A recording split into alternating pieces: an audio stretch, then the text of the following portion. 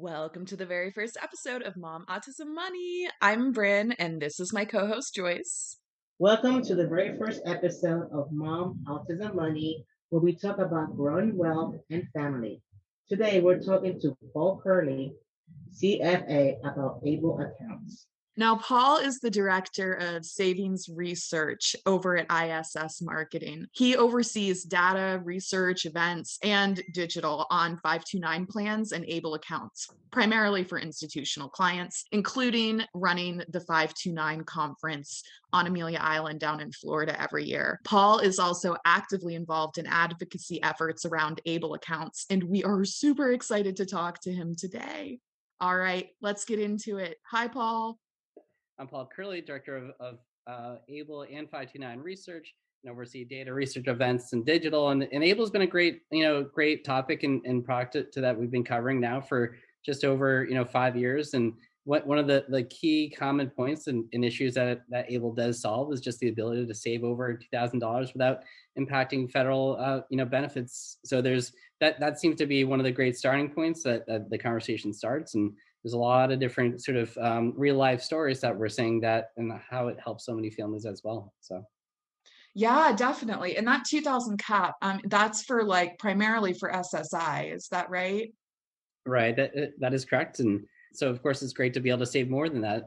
Say there's a larger expense, whether it be transportation or health or housing or just a larger vehicle purchase, for example. Of course, now that we're kind of getting more towards the tail end of COVID, so people are now moving around and say, hey, I need a vehicle to make transportation or different things that really helps the basic living expenses and improves the quality of life. So it's a great vehicle for people to save for those larger expenses. And of course, we all know the importance of there being an emergency fund as well.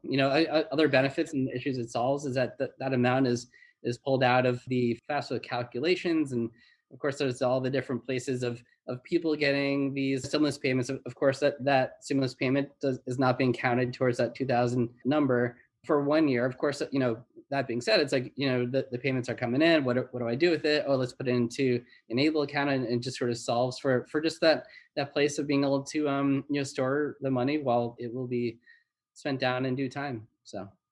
Definitely, definitely. I want to go over this a little bit more in depth for some of our listeners, because depending on which state you live in, there's going to be the urgency of having an ABLE account, I feel like, is going to be more or less. For example, here in Pennsylvania, I know that we don't necessarily have to worry about asset tests, which is your savings and how much you have available in liquid cash. We don't have to worry about those for Medicaid eligibility as much as some people do in other states.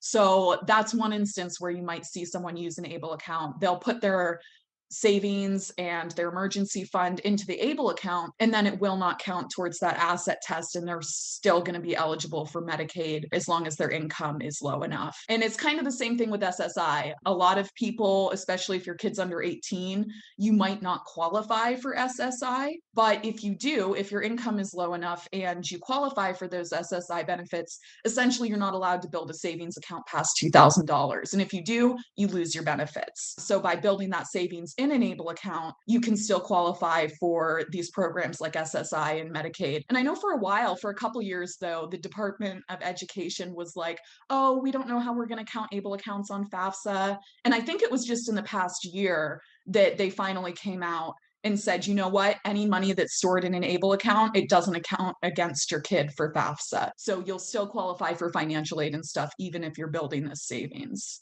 Yeah. Does that all sound about right? I mean, there was the launch of ABLE, which even though it took 4 Congresses to even just have the passage of the ABLE Act to be passed, and then of course it passed, and and then there was all the implementation. So there's the passage of the act, and then there's the implementation, and there really wasn't even final regs. When the initial plans were launched, and we had a meeting in Chicago with the Treasury Department, and the Treasury Department verbally said, but later had a note that says okay, we're all doing our best to get this plan launched as soon as possible, and we'll take a very beneficial eye that you're doing your best, we're doing our best.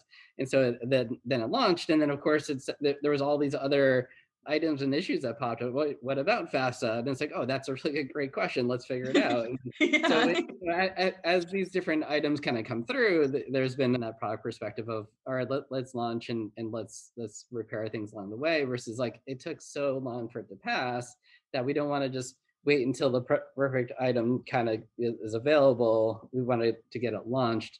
Yeah. So that definitely makes sense for FAFSA, and then of course all the other programs there as well.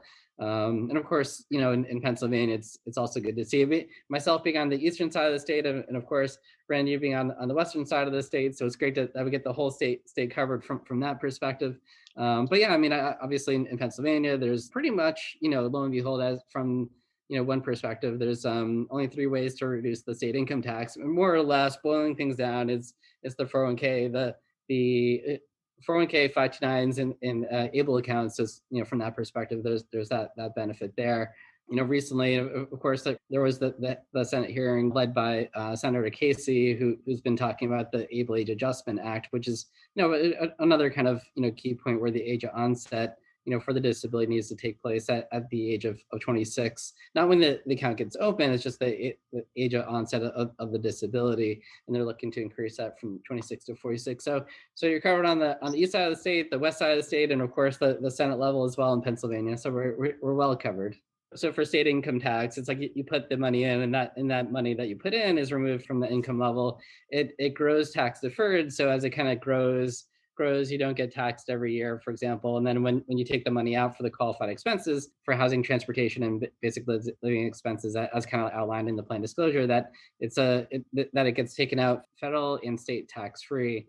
The money that gets put in, though, is not a deduction for the federal tax. It's really the gains when distributed. So it is taxed up front, but when you put the money in and then it grows and it gains interest, when you take that money out, as long as it's for a qualified expense, that won't be taxed. You won't be taxed on the gains and the interest. And that's definitely a good tax benefit for sure. One of the reasons that some of our listeners might want to open an ABLE account was because they're saving for college or trying to figure out how to save for college, right? And ideally, what we would like to see is all of our children have equal access to higher ed, right? But in reality, we know that that's not always the case. There's definitely accommodations and stuff that schools should be making. But if your child does not take that traditional 4-year college path, all that money that you're saving in an ABLE account, it's not for naught.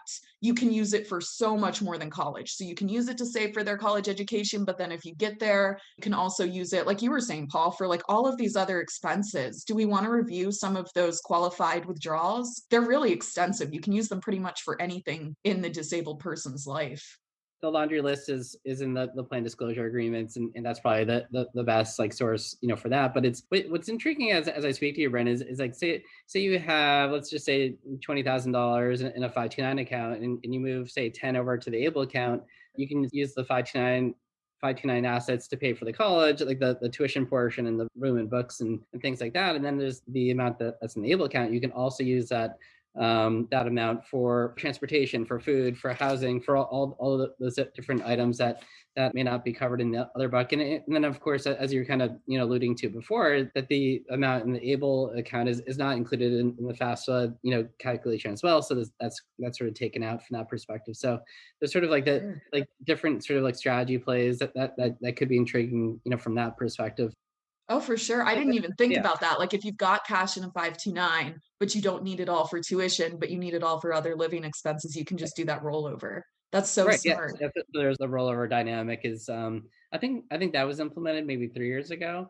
So as we were saying before, we're like ABLE is launched and like, oh, what about this aspect? What about that aspect? Yeah. So it's pretty clear in all the different language. You can, roll over the 529 assets to the ABLE accounts, but then there's also the able to work component, which traditionally there's the level of 15,000 that one can put into the ABLE account every year. If the person with a disability does work, you can incrementally save more and put more in to the ABLE account than that 15,000 level. So that's kind of like another interesting feature that was added, perhaps 3 years ago as well.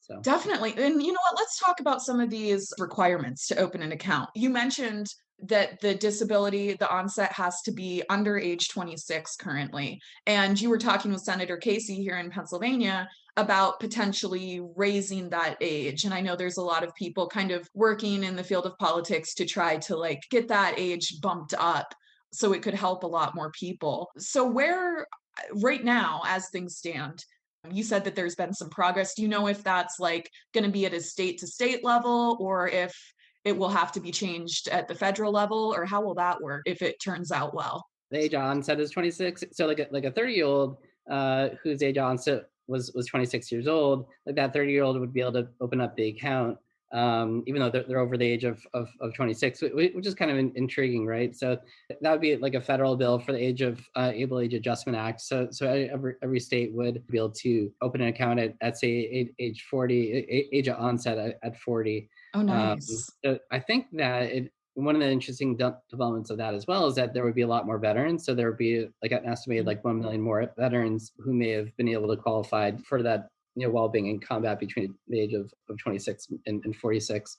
That's an interesting element. I think another sort of like in the nuts and bolts section is probably that you can only have one account, per beneficiary, and the account owner is the beneficiary. I know for 529s or even a 401k or IRAs, there's like, the account owner be one person, the account beneficiary be another person, but and for Able, it's one person, one account rule. So you can roll over accounts, say like, hey, I like the Pennsylvania plan, but I want to roll over here, or vice versa. That's allowed. It's just there being, one account, and it was really kind of put into place. And say there's just people who aren't talking to each other, right? So there's like, perhaps a grandparent or an aunt or an uncle. My brother's in California, so I talk to him, but not nearly as much. And he just says like, hey, I want to open the account. It's, it's a lot easier for that gifting element for my brother to say like, make the contribution versus like him opening up a separate account. Definitely. And I think that's a huge thing because a lot of times family wants to help us, right? But when we're talking about some of these benefit programs that you rely on when you are autistic or otherwise disabled, family gifting you money can be problematic because it disqualifies you from a lot of these programs. So they're trying to be nice, but they actually cause financial stress in your life. But with this Able account, if they contribute to the Able account, that's a nice way for them to be able to give without necessarily messing you up financially, as long as you're not hitting that $15,000 cap every year. And that's one of the other requirements for an Able account is right now, currently, you can contribute $15,000 per year. And that's per account, correct? That's not like grandma can gift 15 grand, dad can gift 15 grand. No, it's just like the whole account's 15 grand, except for whenever the Tax Cuts and Jobs Act, or whatever you want to call it, passed, there was this provision in it called Able to Work. And that Able to Work allowed certain disabled adults to contribute in excess of that $15,000 every year, as long as it was money they were earning from their own employment. Do you want to explain that a little bit more to listeners who may not be familiar with it? Because I feel like this passed and like not a whole lot of people knew, and it's a big deal. Yeah. Well, so the Able to Work Act was quite key because there's a lot of people who've always wanted to work and do different things, but just weren't able to work in different roles, different jobs. So it's a great opportunity for people to go and work, right, and it like accrue more than like $2,000, and of course accrue more than $15,000. And you're absolutely right. So there's say there's one grandparent gives like 5,000, another one gives 5, and then there's like, like the aunt or uncle, gets 5, there's a total cap of 15, but to the extent that the person can work and earn more, and of course save up more. And now there was, I think in the Senate hearing, there was someone who bought a home where it was like literally impossible, right, to buy a home with $2,000. And so it's great that there's just all these different elements, and to allow people to work more, and it's a great lifestyle benefit. So for sure. And so with the Able to Work Act, 2 questions: how much extra can people put in every year, and what if your kid's like a high schooler who's working a high school job? Do they have to be like the age of majority in the state to qualify for Able to Work, or can they like put in stuff from like their high school after school job? Yeah, well, I'll take the first question, and that's the high school one. So yeah, it's for anyone that the person can be eligible and able to work. I believe in Pennsylvania it's 13 or 14 years old, and I remember myself working at a movie theater, at 14, and they celebrated when I turned 15 because then I could work later. But yeah, so it's the high school jobs, and that's a great example. The exact numbers on how much that is. My understanding, broadly speaking, I think it's 13,000. So it's Oh, wow. quite significant, compared to 15, and one can put in a lot more. There's a lot of different nuances. It's like Alaska has one number, like another state has another number. Hey guys, it's post-production Brynne here. So I looked up these numbers, and for able to work, the extra contribution that you're allowed to make is based on the federal poverty line for the prior year. So this year we're sitting in 2021.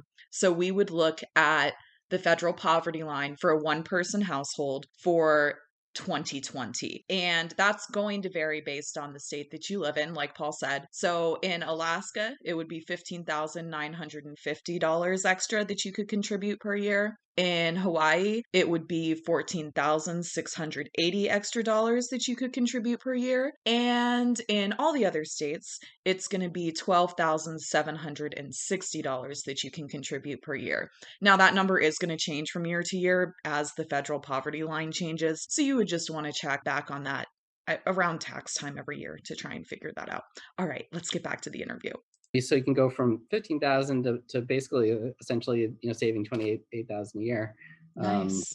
So it's quite a good benefit. But of course, then you save them out and you can use it for the qualified, expensive basic living expense. Like you can earn it and then spend it down on the basic living expenses and other items. So it's a great from that perspective.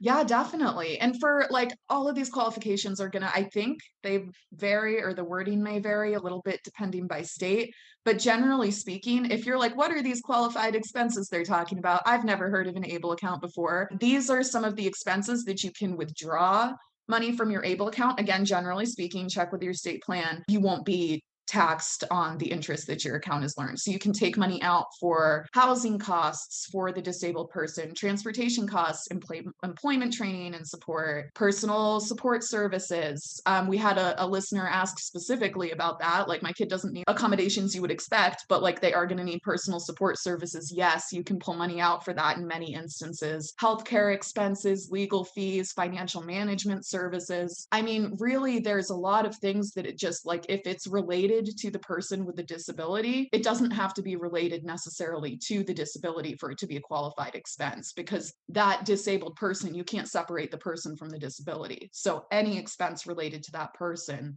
counts. Again, within like your state guidelines, read your plan, but it's really an incredible amount of expenses that you can use this for. Agreed. And of course, the best practice is, just keep the receipts, and that way just have the shoebox or put in the folder and just keep track of it as well. That's probably the best practice. But you're absolutely right. I mean, I think a lot of the questions I get, it's either, there's the IRS code, and of course that's not very exciting, but it's, the IRS kind of has their kind of like broad list that's very broad in nature. And then there's also the plain disclosure agreements. And those are the two sources that pretty much answer all the different kind of questions of like, what's this, what's that? And more or less, a lot of those states kind of like fall in line, from that perspective, because a lot of it is coming from federal code or different state codes. And if I had a call and someone had a question, it's like, hey, Paul, what's this? It's like, I'd probably be pulling the code from there, because it's also just, backup and background. And so if you work with an accountant, it's like, I spent this and it says it right here, because perhaps your accountant isn't, familiar with ABLE, which may be the case, but it's like, if you hire, when you hand someone the IRS code, it's like, all right, well, it says right there, and here it is, and there it is. And it's like, all right, so I think that's a pretty, basic straight through process. So. For sure, for sure. Now, a lot of people, as they're going through, I feel like maybe they haven't used an accountant before. Maybe their tax situation hasn't been complex enough, or they feel like they just can't afford it. When you get into these complex tax situations, you might think like, I can't afford an accountant, but like sometimes there's going to be times that like it's worth the investment. Like that person's going to be able to save you money and make sure you're above board on all your paperwork. So definitely look into that, guys. And now a word from our sponsor. Let's talk elopement. And no, it's not just running away to Vegas to get married. Wandering, also called elopement, is an important safety issue that affects some people with disabilities, their families, and the community. Nearly 50% of individuals with autism spectrum disorder have attempted to or have successfully eloped from a known adult. As a parent, nothing's scarier than finding your child wandering or alone outside when you thought they were safe in bed. Maybe you can't travel because you can't leave that sleeping setup you rigged up at home, leaving you feeling like you can never go on a vacation or take a trip as a family. Above all, you're probably exhausted from missing sleep. Let us introduce you to the Safety Sleeper, an enclosed and portable sleeping system. Designed by Rose Morris, a mom with a child on the spectrum, the Safety Sleeper is the most versatile bed system on the market. It's durable enough for everyday use and smartly designed to be portable for travel. You can buy the Safety Sleeper direct through Medicaid or your private health insurer. Plus, our friends at Safety Sleeper have put together a free trial giveaway exclusively for Mom Autism Money listeners. Learn more at safetysleeper.com/MAM.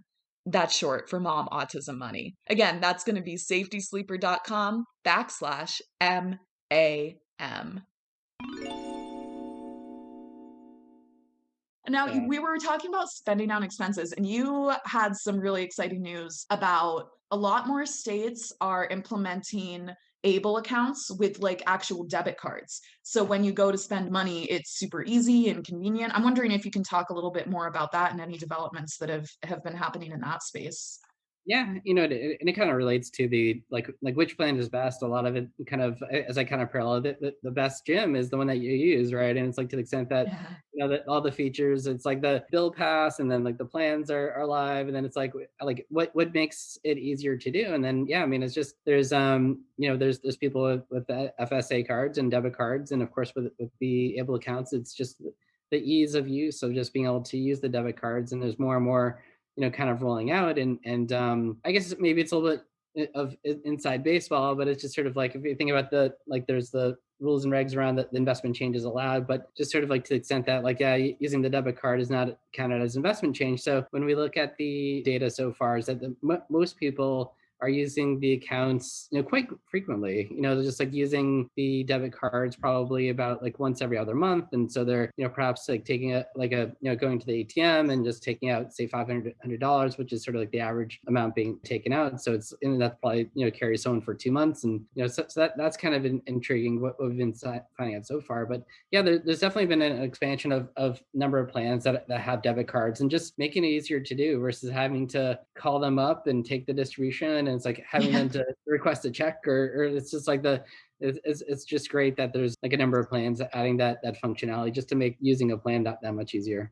No, for sure, for sure. Now, there are some things that with able accounts, they make life easier. Just, I mean, at least here in Pennsylvania, the first time I heard about them being available was 2015. So they're still pretty new. There are a couple of things that you might want to look out for with able accounts, though. One of the big concerns that we've had come up is this issue of Medicaid paybacks, which is essentially if you save money in an able account and then hopefully in old age, when you pass away or the disabled person passes away, after certain expenses are accounted for, then the remainder of the money in the able account actually goes to the state to pay back Medicaid expenses, which is just, that hurts. Not all states do this, at least as I understand it. Check me on any of these if I'm wrong, but I think Florida, California, Maryland, Pennsylvania, and Oregon, I'm pretty sure all of their state plans prohibit those Medicaid paybacks, which is huge. I'm wondering if there's any other states that have put laws into effect around that, or like, what if I live in Wyoming and I buy a Pennsylvania state plan? Does that protect me from the Medicaid paybacks, or does it matter where I live? Yeah, and the clawback provisions, quite interesting, because it was definitely one of the first things that we saw, right? So there was the Able Age Adjustment Act, which was a clear, topic, and the next one was the clawback provision, and so that's why immediately right out of the bat, California and Oregon and Florida went right out after like those clauses, and there's no reason not to have more states just do it. So it's sort of like you build a momentum, and that's another thing where these states put it in, and of course we just kind of think it'll be a matter of time until it rolls across all the different states, because we want Pennsylvania Senator Casey to focus on the Able Age Adjustment Act, and then like the next one's the clawback provision, and then we'll just keep going down like knocking down the walls, right? But in the meantime, we can go to the states and be like, hey, let's pass that, and just sort of like, at least for our state, take care of that provision. But what's sort of interesting is, as well, is that there's, in terms of the tiers of creditors, right? So it's like, they're like the last creditor, as well as to say someone passes away, and like there's like the, let's just say the phone bill and like all these other expenses. So those will go first. So like paying off the car loan, the credit card, like all these other items. And so that the clawback provision, would be the last one. And the average account balance right now is $8,000. So, one would think that would sort of like take care of the estate from that perspective, like all the sort of under expenses. And then I've yet to actually hear of a state to actually like enforce that clawback. Of course, me putting my hat on as Paul Curley, just the independent from my own company kind of perspective, but it's just sort of like, no legal liability kind of state. But I've yet to actually hear of a state actually like that have that actually happen. Gotcha. But it's like there's the rule in place, but which states are actually actively enforcing that one? Because if you think about like the number of kind of just like hurdles that would just need to be lined up to have that take place. But so it is like one of those like hold back issues that does hold back people from opening the account. But if we kind of step back and look at the big picture of like, yes, it's there at the federal level, but the states are already sort of like taking that away. And then even if it does get implemented, which it rarely does, and I've yet to hear of an actual case, it's like the last tranche on an account that really on the whole isn't having that much. So it's but you're absolutely right, and so it is something where I think that we should all sort of start hammering the phone lines and get it. If we think about that, we're just paralleling over to the age adjustment act. There's I believe top of mind as of like July, there's like 10 sponsors on the Senate side and about 16 growing on the House side. So there's obvious support and traction, and so to the extent that there's Casey and now Toomey as well are backing Abel while he's still in office, at least for a couple more months. A couple months left for him. But yeah, to the extent that it's like it is a sticking option. It is very well regarded. It is a high note of interest. But that being said, it is being blocked and tackled by the powers that be. Gotcha.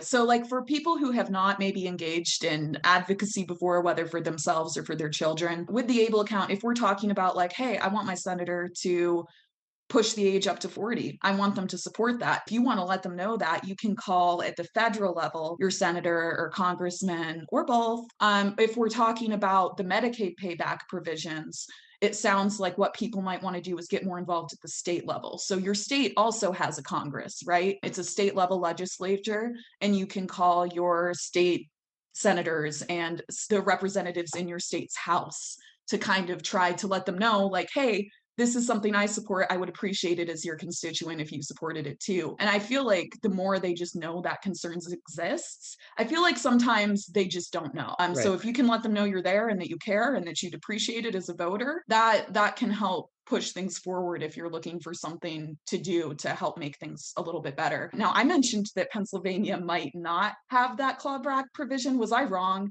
Do we still have that for the Medicaid payback?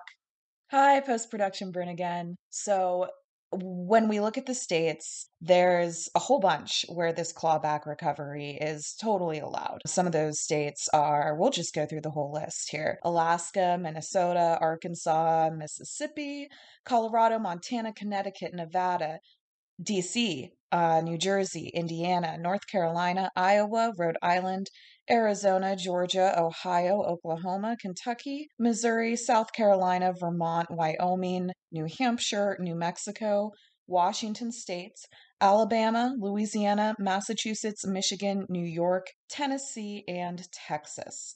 Now, the next states I'm about to list are states where either this clawback isn't allowed at all, or the state has passed a law that severely limits that clawback practice. For example, in Kansas, if you're under 55 when you pass away, the state can't come at you for the Medicaid money. Also in Kansas, if you're over 55, they'll only come for your money if the federal government requires them to by law. So this severely limits the instances where you'll even have to worry about it if you even have enough assets in your account to be worrying about it. So those states are Delaware, Kansas, Illinois, Pennsylvania, West Virginia, Maryland, Oregon, Nebraska, California, Florida, Maine, and Virginia. And I would highly, highly encourage you to just look up what that law looks like in your state, whether there is a complete ban on the clawback provisions,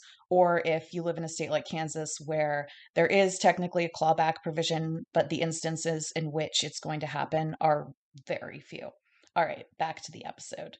What I will say is, like, yeah, I mean, this is a photo of me with Hassan, Senator Shaheen when I was in New Hampshire. I lived there, just went to the Hill and talked passage of the last bills. They love talking able and calls and meetings, and as especially when you do in state discussions, they love hearing from their own groups and bodies, and they're definitely open to hearing topics. And of course, now that there is a bill, and usually they'll get staffed up. And when I went to New Hampshire and talked to the House and senators about ABLE, they actually helped me get up to speed with the bill. It was only me representing a National Down Syndrome Society when I did the Buddy Walk, and California had 50 people, and so like there's a lot of members of House and Senate there, but they had 50 people. Where for me it was like blocking and tackling the whole crew and the four of them in New Hampshire. So it's a little bit different, but yeah, it's to the extent that it is a great topic. It is very well received.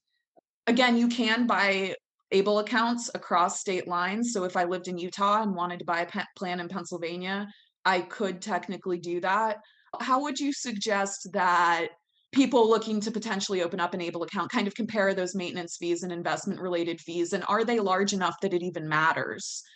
Yeah, and that's a great point as well. In terms of like looking at plans, that the first and foremost that every single regulatory body kind of like reiterates is like take a look at if your state has a state income tax. I mean, state income tax deduction on the contributions in Pennsylvania. We get the state tax deduction. Regardless of which ABLE program we use, so it's less of a topic, but that's always where the conversation kind of starts there. I think a quick second item is just ease of use, right? So we talked about ease of use, which ones have debit cards, which ones don't, and just like which one has a great portal, online website, but also just call centers. And call centers have become obviously a very important topic in 2020, but also 2021 in terms of just like looking, with the reality of most people being from work from home environment. But yeah, like that, like right after that, and what I would typically put as even the first one is looking at the annual fees, but also there's also the investment fees. So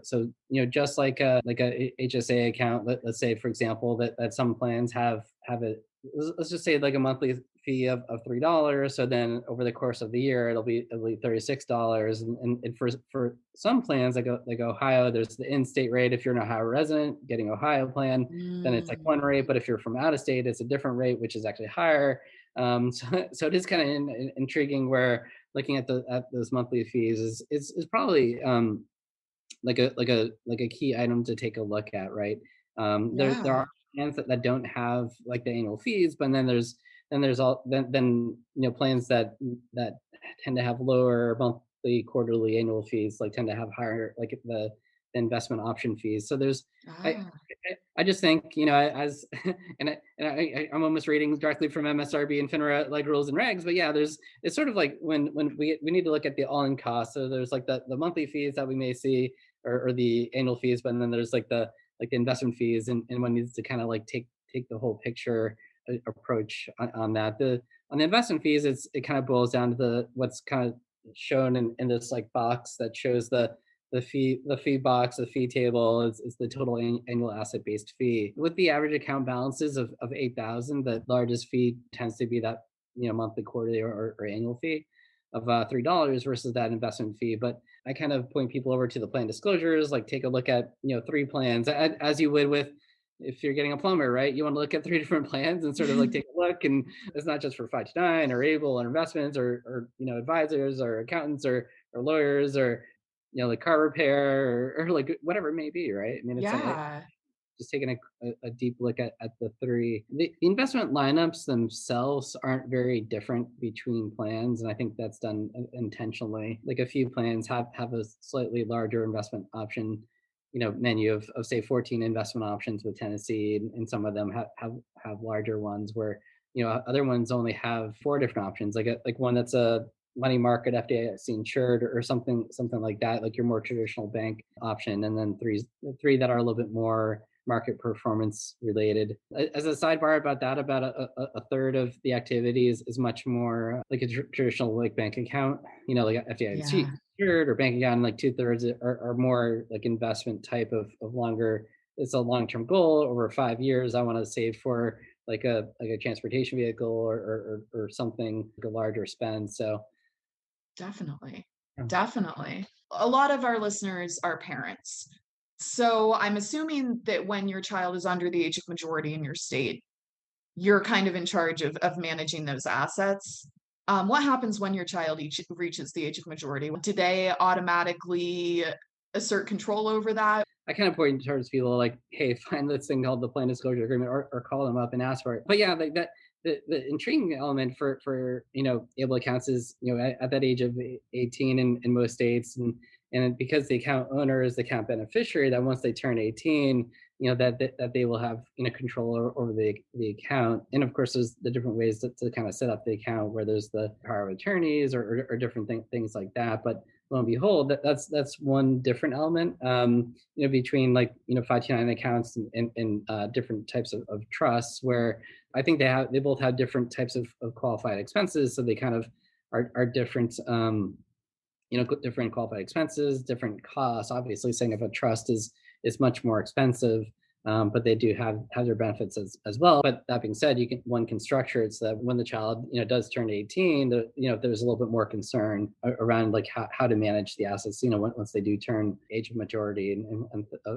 things of that nature. But ideally, they'll be trained up, like the teachings around financial literacy. I'm thinking about my own daughter, Claire, and when I drop her the different books around financial literacy and banking, and it's as the world becomes more and more digital, I do think it is a concern, right? Where a parent used to be able to walk their child to a bank and explain to them what a bank is, and but where everything's becoming more virtual in nature, like how do you explain that element? So For sure, for sure. And ethically, I think that's a real good default. Like if somebody has money, they should be in control of their own money. yeah, and yeah, and the circle back to the last question, it was almost like the very basis of able accounts was to allow people to have assets and actually control it, right? Yes. So obviously the different disabilities, vary, dramatically, but this is a population where like historically they weren't allowed to have any type of access or training on this topic. And so I think it's a great item to be celebrated, to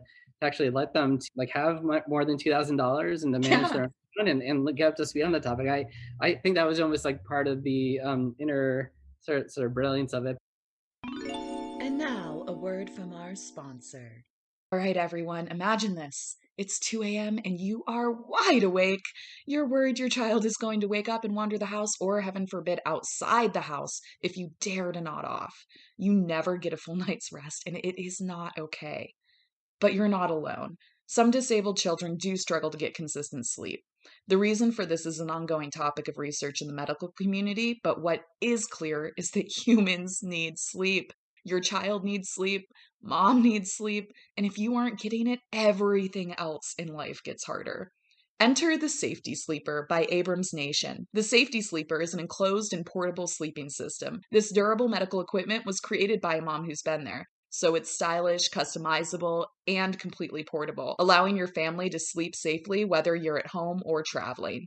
You can buy the Safety Sleeper direct through Medicaid or through your private health insurer. Plus, our friends at Safety Sleeper have put together a free trial giveaway exclusively for Mom Autism Money listeners.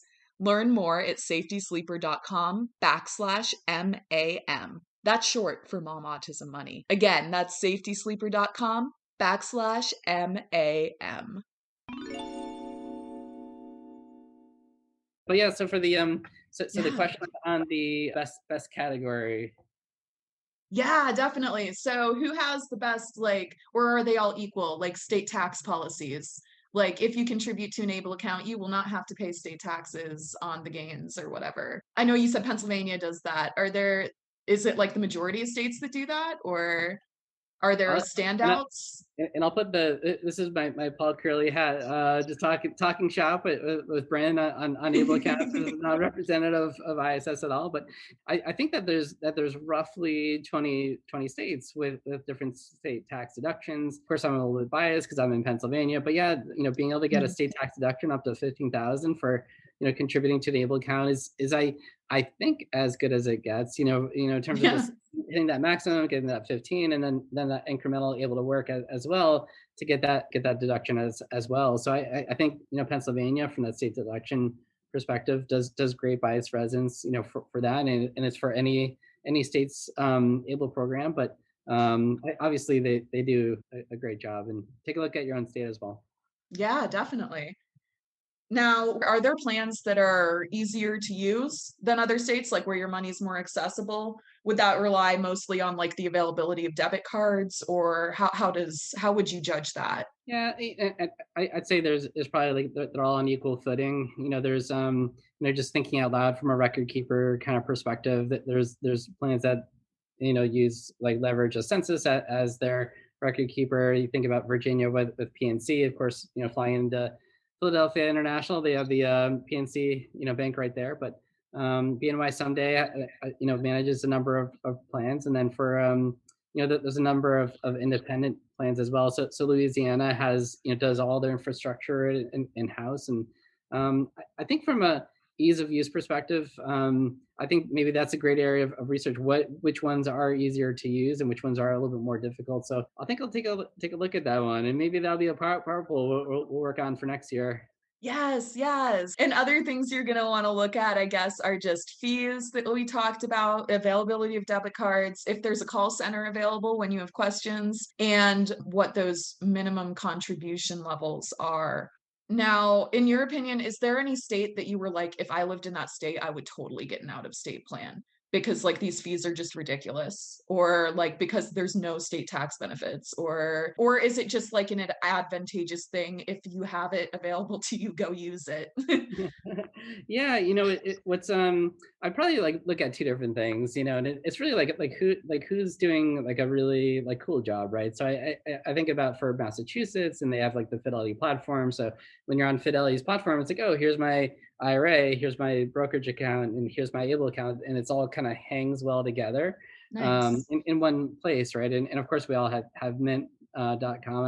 I'm sure there's a new app that does a much better job, but it's just to highlight like who's doing great. And I think Massachusetts and MIFA is doing a great job. I think certain states are doing more marketing and outreach, just thinking about whether it be Virginia doing a great job in terms of just networking with a lot of local in-state populations, as does Ohio. They've kind of coined phrase the term windshield time, so they're just driving around the whole state, across the whole four corners of Ohio, and they're just doing a great job of partnering in state. But then of course there's a number of states like Ohio that are and a number of other programs as well, doing good work with the national kind of groups that are sort of like thinking about national representation or local representation. I do know that for Ohio and Massachusetts, for example, they've almost had like this great like webinar series. So MIFA, the General 529 Able Group, does a great webinar series and a podcast series, and to the extent that they're really driving the needle in terms of like who's getting the message out there. In California, I think Dante Allen in California is probably, I think they do 500 events per year in California. So it's you really think about how certain states are really cranking it up and moving the needle, and Florida has a long track record as well, where some states are just a little bit quieter, so it's just I would encourage them to do more, just because it's a great vehicle that's helping a lot of families, and we just all need to work together to do that Got Milk campaign for Able to really get the message out there. Yes. It's critical, and that does help so many families. There right now the target audience is 8 million families across the US that could be using Able, and of course with the Age Adjustment Act it would increase it by 6 million to 14 million. But it's like, to the extent that there's just needs to be more vocal groups that are getting the message out there. I think it all kind of as well. So I guess I won't, call it the individual states that I wish they were a little bit longer, a little bit louder. But I guess it's the polite way of saying like this. I think if you look at the social media and who has an Instagram account, who has a Twitter account, and who has a regular Facebook webinar series, and who do you see out there that's really trying to move the needle to make it happen? Kudos to them.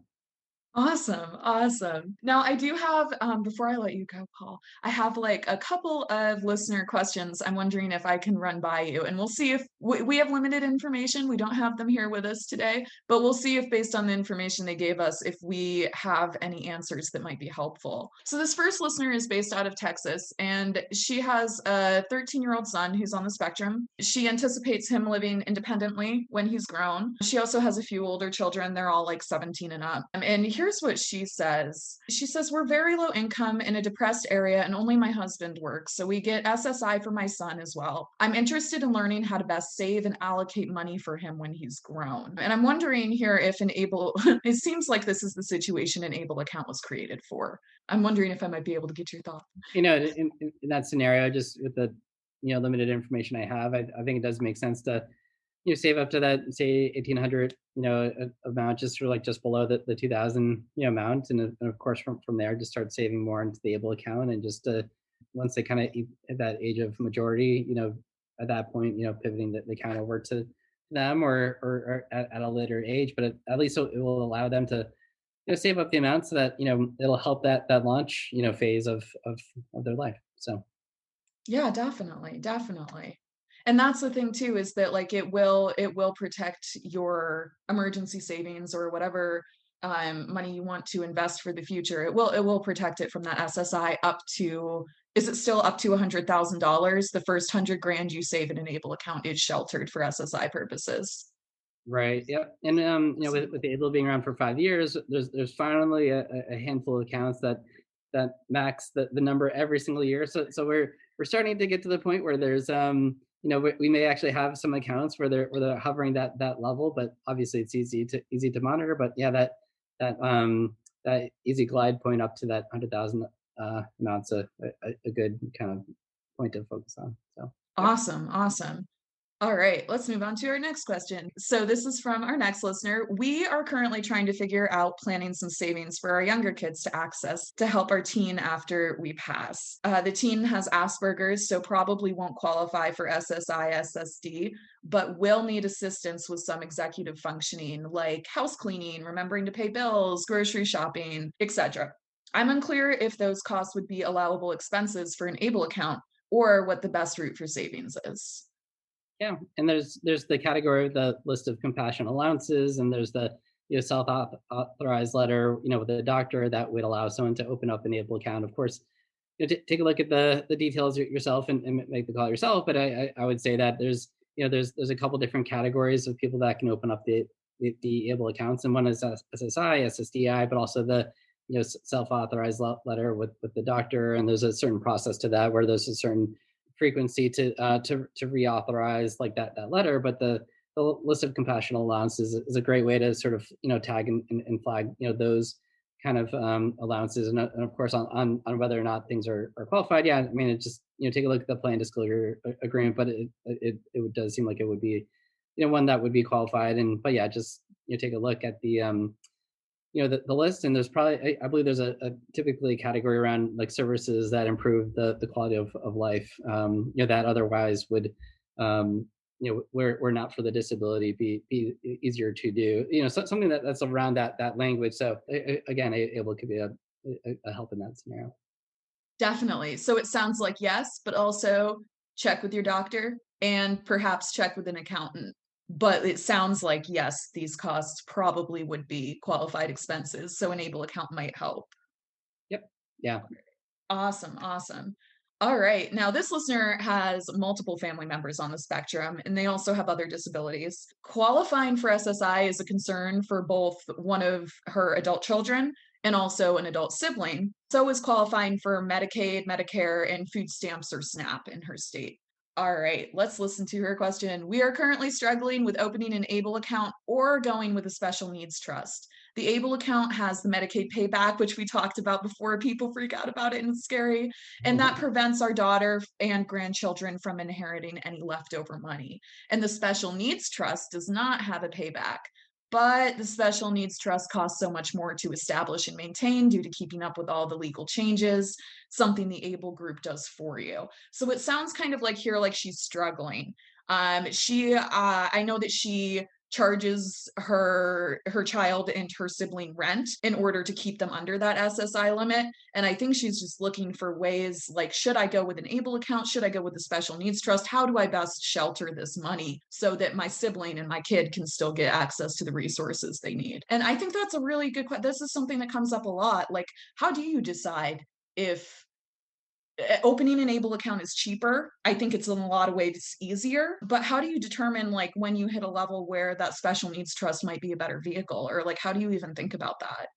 Yeah, and it's from where I sit and talking with so many different folks about the topic, it really does seems like it's that they're almost like two different vehicles, sort of like meant for two different things. So it's sort of like why not both? Because it's like they both kind of like have great purposes and can be helpful for the for the family, and it's I guess just thinking out loud, it's like if there's like the if one was to look at potentially saving more than 100,000, then maybe the special needs trust would be more beneficial, and sort of like there's a number of scenarios where one or the other kind of works better, but I would kind of think that both maybe like a good option. The trusts are more expensive to set up and to maintain every year, but I think that there are a number of benefits that would just make them beneficial as well. So I guess it kind of is a scenario by scenario perspective, because it's like does someone have like neither and they're trying to figure out like which one or the other, or do they have an ABLE and they're like learning about special needs trust, or do they have a special needs trust and they're like learning about ABLE? I think all the right questions are being asked, and I would probably like evaluate both, like individually, but also like, is there ways that one can leverage both to sort of like maximize the abilities of both? So For sure. yeah. For me, like honestly, I don't know this listener's particular financial situation, but if I had enough money that I was worried about Medicaid buybacks, like you were saying, the average balance is like $8,000. Like once you settle in a state for like basic debts, like car payments or like phone bills or whatever, like a lot of that money is gone anyways. But it sounds like this particular listener might have money left over after all of that. For me, I'm not a financial professional, so check me here, Paul. But like, I might sit down with a financial advisor if I was at a point where I was like, okay, I've got enough money that my kids are going to inherit something if Medicaid doesn't take it all away from me. Like, that might be a signal to me that like it's time to invest in a financial planner. If I was just sitting and I was like on SSI struggling to get by, and like maybe I didn't have the assets or even the cash on hand to pay for a lawyer to set up a special needs trust, maybe I would open an ABLE account just because like the special needs trust is inaccessible to me. In general, I might sit down with a financial planner because like you were saying, you can do both and they can both be beneficial. Yeah, me personally, I think you captured it just right. I mean, if you have $1 and you're like, I want to open up an account, like trusts aren't even aren't in the Right. picture at all. Right? It's Yeah. like you can open up an ABLE account with $1, and then once you kind of get to that critical mass where you start being concerned about like, oh, I have $75,000 and I'm actually concerned about the clawback provisions, then it's like then you can kind of take a have the calls and the evaluation with the with the attorneys about setting up a trust. And I believe, of course, double check with the plan disclosure agreements, but I think that the legal cost to set up the trust is a qualified expense for the ABLE account. Oh, hey. That could be like one path where you save up the critical mass on ABLE, and you kind of use that to kind of set up the other type of estate planning elements. But Oh, in that's that, so smart.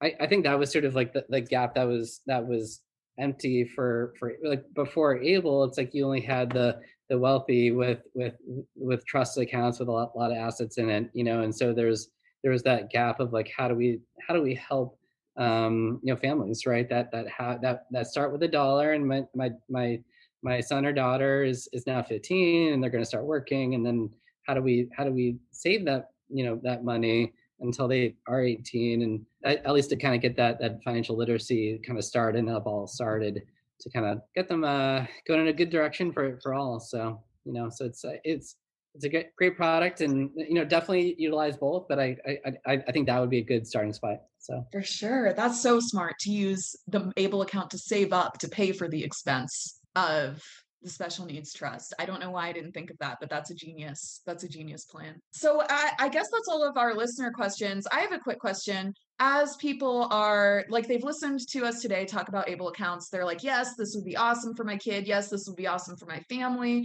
We'd be able to actually build an emergency fund for the first time ever without losing access to our benefits. What's the first step? Like for me, I use the Able National Resource Center a lot to like compare the different accounts. I don't know if that's a good resource, or if you would recommend that people go directly to their state's Able account website, or how should people kind of shop around? How should people start this process of actually opening an account? Because I think it's pretty easy if you know where to go. yeah, and there's probably like three different places to go. One would be at NDI, National Disability Institute, has their comparison tool. Of course, there's the law of three. Look at three plans. Look at your own state plan. Look at one that you may have heard about or learned about Able, whether it be the webinars or different things that they're engaged in, perhaps like a neighboring plan or one you may hear about in the industry. And the third spot would be to contact Brynne. So contact her, engage her, check out her website. I'm pretty sure you have a blog on that one, and Yeah. just engage. And I guess of course that fourth item is just that closing point. Yeah, I mean obviously it's we all come together to champion the both in DC but also within the state capital together, and we'll get there together. And it's a long road. It took a long time to get to where we are today, and obviously there's a lot of things pivoting over time. So in the meantime, my actual closing thought would be to contact Brynne, continue to listen. I thank you so much for your time today, Brynne, and if I could help Oh out my you or goodness. in any way, let me know. Oh, definitely, definitely. And thank you so much for joining us today and sharing all of your expertise. We'll be following all of your efforts and are super excited. We'll keep in touch about any advocacy work that kind of turns the corner and changes the law for the better. That was amazing. I really enjoyed talking to Paul. For me, like some big takeaways were I never thought of putting my like if I wanted to open a special needs trust, right? I never thought of putting my savings for that inside of an Able account to kind of shelter it and get those tax advantages. So that's a big thing I'm taking away. Also, as a Pennsylvania resident, I'm super excited to look at all of these tax saving options. Like it can actually literally reduce the amount of taxes that you owe to the state at the end of every tax year. It was good information. I learned a lot. I am gonna open one, and I think I'm gonna share that process with you all if you want. Yeah, definitely. We'll get like a video of Joyce opening up her Able account. It'll be awesome. It'll be really good. And yeah, we just really encourage you guys to check into it and open one up, because odds are the advantages of opening one of these accounts are just they're really incredible, and you can pull out expenses for almost anything.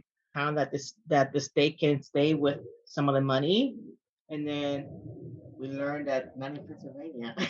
Yeah, not in Pennsylvania. And there's like half of the state, well, a little less than half the states that offer Able accounts. They do have some protective laws about that Medicaid clawback provision. And that's a huge thing. And I also appreciated how he said, most people who have an Able account, they don't have enough money in there to even be worried about there being anything left over for the state to take. So don't let that stop you from opening an account, because it's only something to worry about if you start really getting up there. And at that point, you can just talk about getting a trust with a lawyer, like the one we're going to talk to next week.